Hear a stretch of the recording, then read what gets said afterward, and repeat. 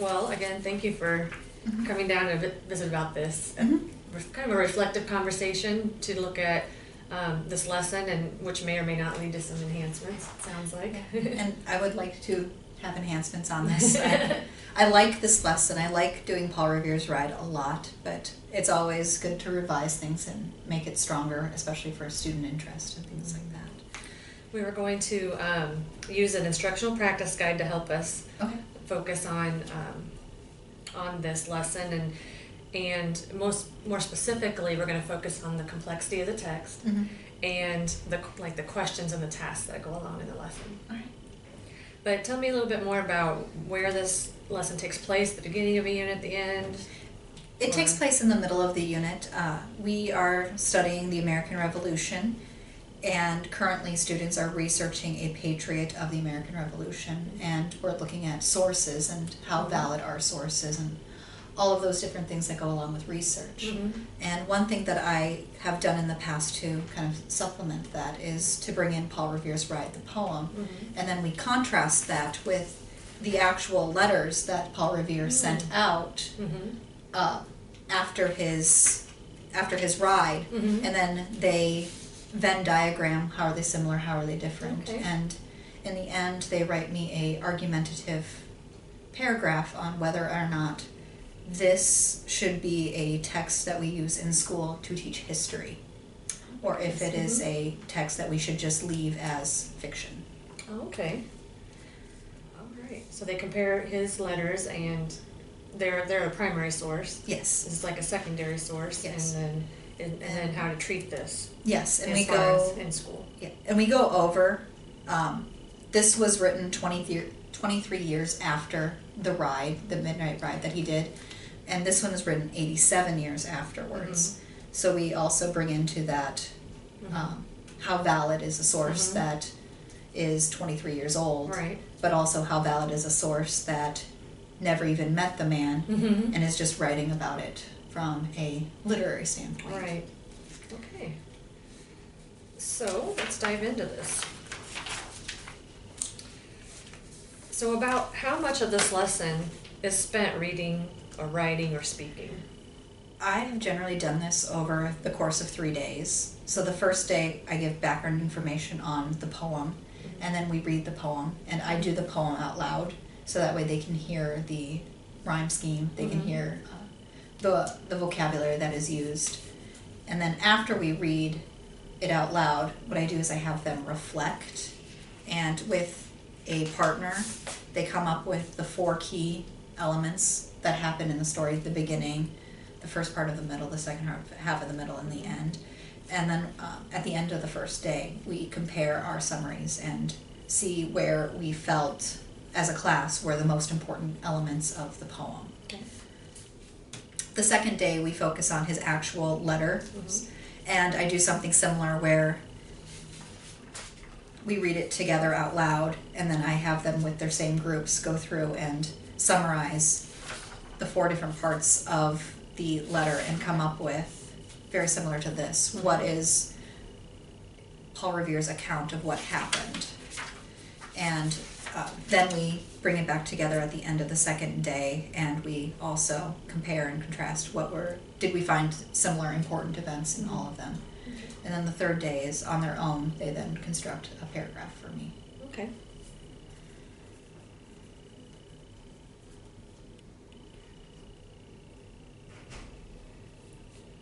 So the lesson is focused on multiple texts,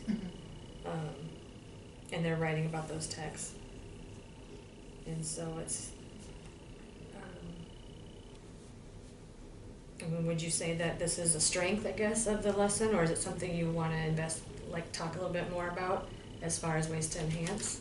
Again, we're just on the part about the lesson is spent reading, writing, or speaking. Do you feel like there's some areas of the lesson that could be enhanced by a little bit less teacher talk and more student reading, writing, or? I'm thinking, I've done this in the past where I've read it out loud so they can listen to it, but if there's a way, I'm trying to figure out what's a better way to do this, because it's a very long poem, and I know that they will tune out after a while. That's just how students are, and I want to find a better way to give them the text besides just either hear silently read or just listen to me read. You're wanting to find an interactive Something way for them to interact with this text. Something more interactive. Right. And this one at least, the poem itself at least has that rhythm to it where you want to continue to hear it. The primary source is dry and it reads like a letter and it reads kind of like a legal document. So any way that I can make these more accessible to students, especially students who have difficulty with either sitting and listening for extended periods of time or have difficulty just sitting and having the ability to silently sustained reading for a long time. What are some ideas you've thought of so far, or some things you've thought about? I've thought about doing popcorn reading where we read one out loud and then I popcorn to somebody else and they can continue reading. Or I've also thought about like partner reading, so they, as they are filling this out, they're also reading it together. As well as, it's very elementary, but I read part of it out loud and then as a class we continue reading it all together. Choral reading. Some choral reading. Okay. But I don't know if I like any of those specifically because of the length of the text. Right. So you may consider more than one way. And do the students have this guide as they're listening, or does this come out after? I usually put this out after because my concern is that as they're reading, they're just going to fill it in and not actually listen to the text. Just, all right, I've got 4 information pieces down, I don't have to listen anymore. Let's keep our mind on that. These may help us actually, these because that was just that one question, and I know it's something we want to. It sounds like you want to enhance in the interactivity, and these next questions might help us get there. And if not, we'll come back. We'll definitely come back to this. So what are your thoughts about the complexity level of the text? Because thinking about the complexity and how difficult it is for students, could possibly lead to how you want them to interact with it too. You know, thinking about what's difficult about it. And you kind of mentioned that before, but this does definitely have, it's much more complex than other poems that they have read in the past.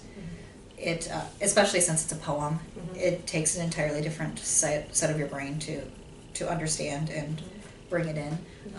Luckily, this version that I have here has a lot of annotations to help with the reading. And if I do read it out loud, if I get to a word that I know is less commonly known, I will stop and we can talk through what that is. But it's probably I would consider it at grade level. The nonfiction, the primary source, this one is much more difficult just because it's how Paul Revere actually wrote it. So one, it's very dry, it reads like a primary document, and there's a lot of historical names in there as well that kids will just kind of their eyes gloss over when they see it. So this is probably much more complex, I feel like, than this one is. Okay.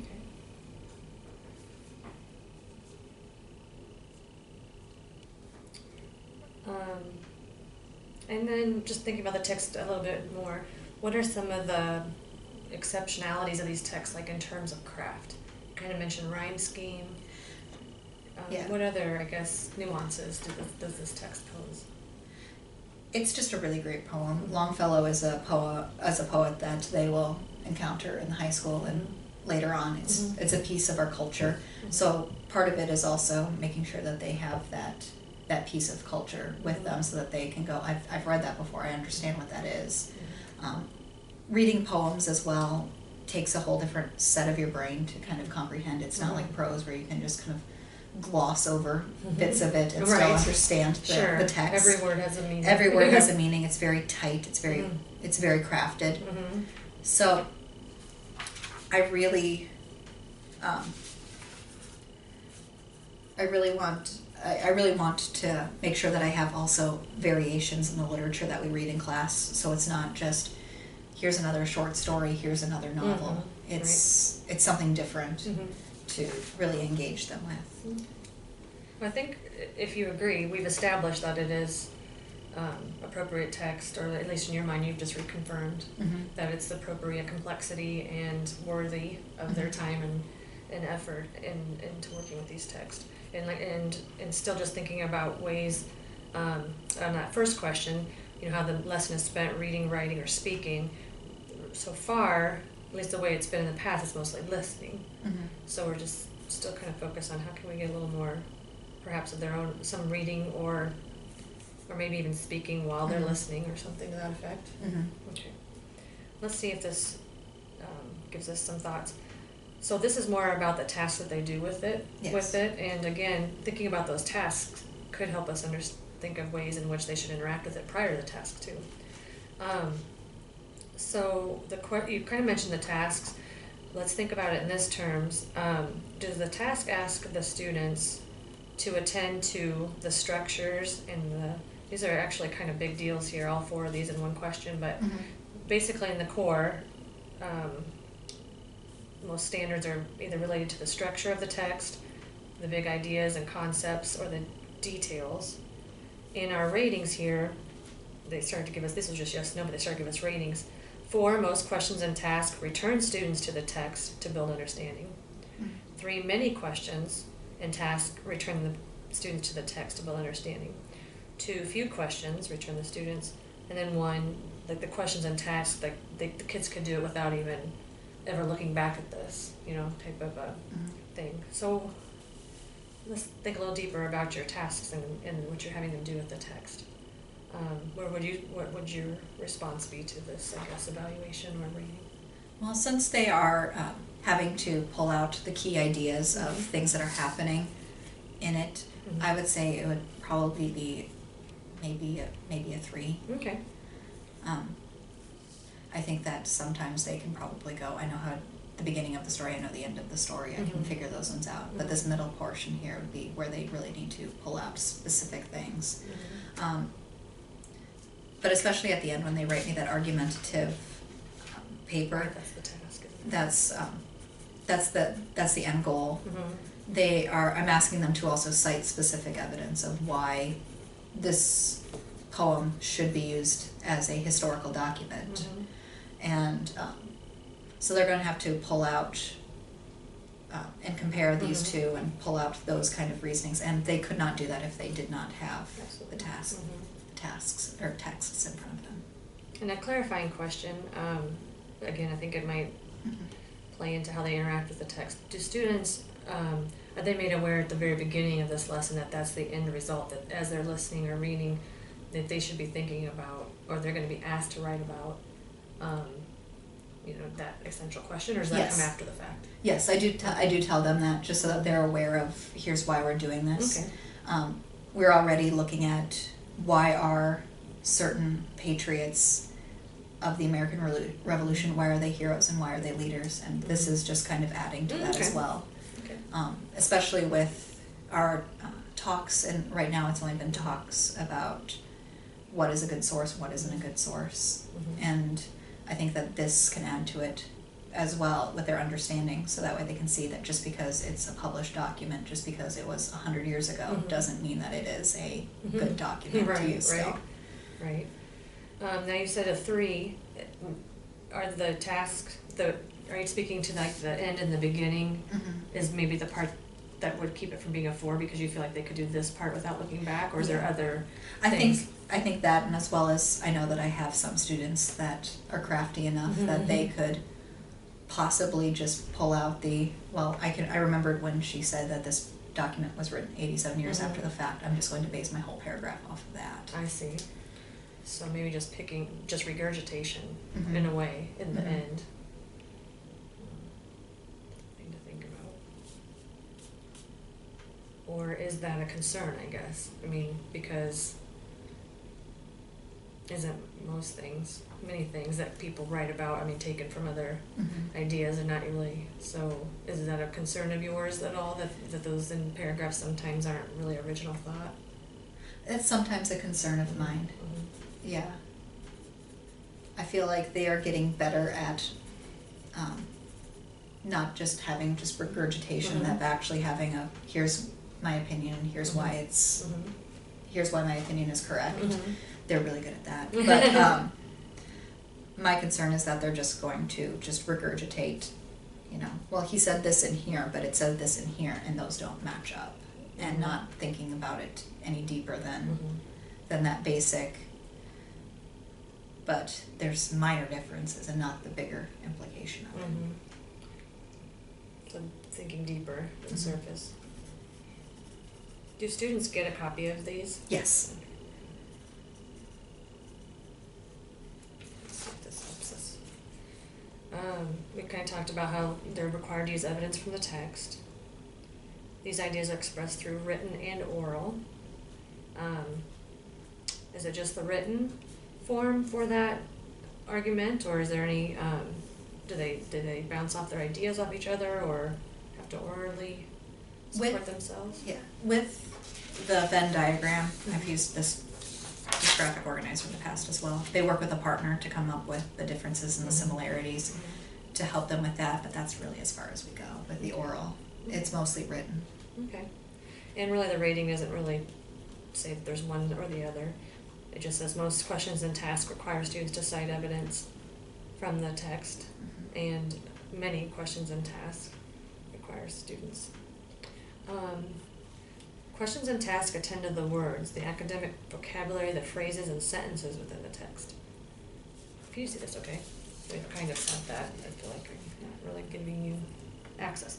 So vocabulary questions and tasks consistently focus on the words, phrases, and sentences that matter most and how they're used in the text. And then down to. I believe that the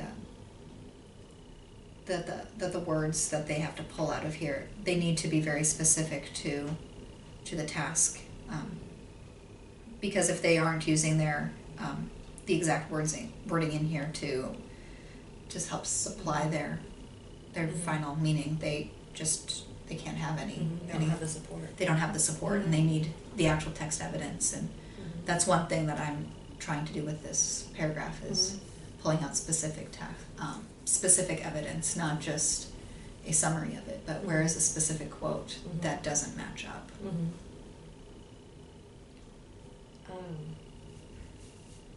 I have an idea about that. Would you like to hear it? Yes, please. Yes, please. Well, and take it or leave it. But as you were saying that, it reminded me of when we were in the PD session and we first read something to mark, how it was about PLC, what we do, and then mark what we don't do with two different highlighters.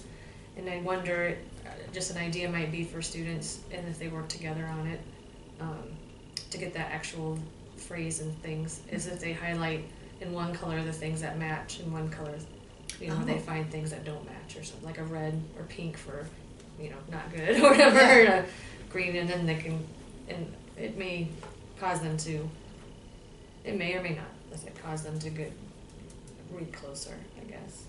Oh, I like that idea. I like that idea a lot. That's a really good idea. So we were talking about focusing them, and I guess that's where that came from. But for the most part, you feel like the task caused them to do that anyway. What we were just kind of talking about was a way for that visual. Did that give you any other, before we move on, has that given you any other thoughts in that regard? Or you have any more? I really like your idea, though, about highlighting it. I'm kind of stuck on that one. Yeah, I know. That's a great idea. Why didn't I ever think of that before? Just because that will then give them just that clarity of, here's what he says, here's what he says.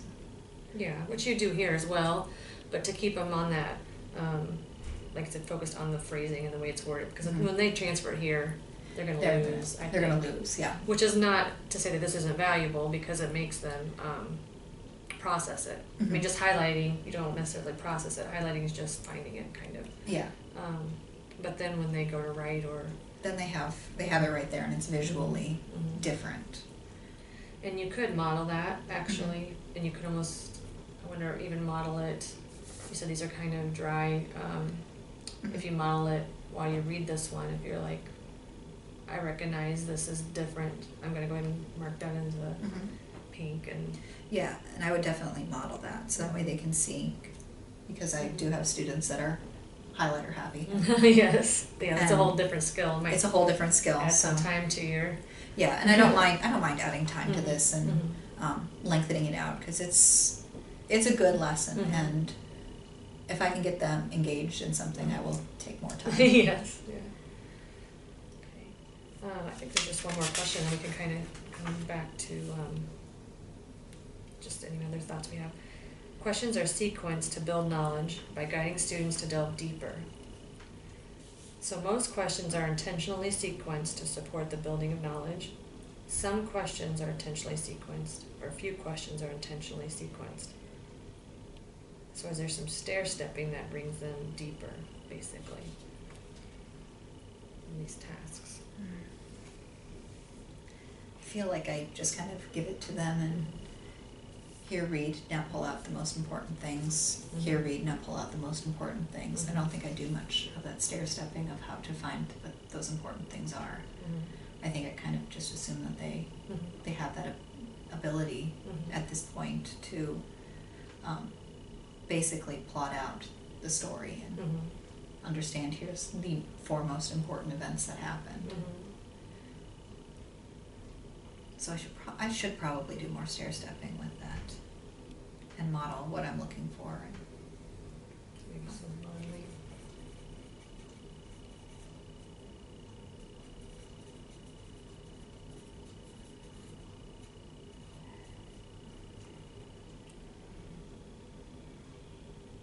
I mean, how successful are students at what you just described in the past when you didn't have that stair-stepping and modeling?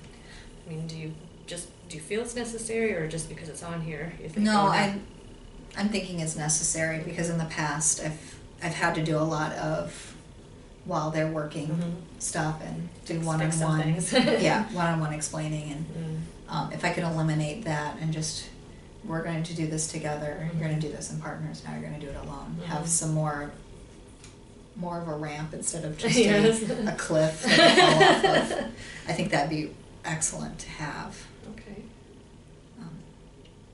So stair-stepping sounds like a way you want to enhance, or at least think about enhancing. Because I know that they've done primary documents in social studies, but they haven't done too many primary documents in language arts yet. So I want to make sure that they are still keeping those skills together, still working on that. Right. Yeah, there is a different way of thinking about when you're reading primary source, especially from that time period.